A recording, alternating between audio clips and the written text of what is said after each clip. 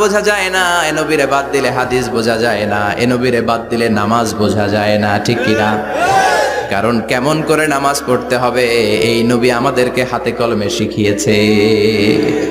সল্লু কামা রাআইতুমুনি উসাল্লি, আমি যেমনি সালাত পড়ি তেমনি পড়ো। বিশ্বনবী যেমন শিখিয়েছেন তার বাইরে অন্য কোন নিয়মে সালাত পড়লে হবে নাকি? কথা বলেন। ফজরের সালাত 2 রাকাত, আপনি যদি পড়েন 3 রাকাত, কবুল হবে নাকি?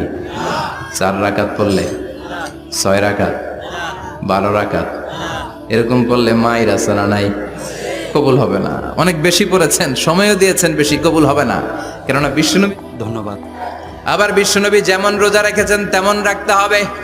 কেমন করে রোজা রাখতে হয় বিশ্বনবী। যদি ভিডিওটি ভালো লাগে তাহলে আমাদের চ্যানেলটি সাবস্ক্রাইব করে পাশে থাকতে পারেন। এই রকম নতুন নতুন ইসলামিক ভিডিও পেতে ভিডিওতে একটা লাইক